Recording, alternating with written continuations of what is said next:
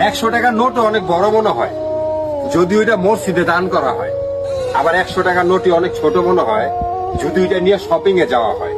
3 ঘন্টা দেখা সিনেমাও সময় অনেক কম মনে হয়, আর জুম্মার 20 মিনিটের খুতবা মানুষের কাছে অনেক বড় মনে হয়।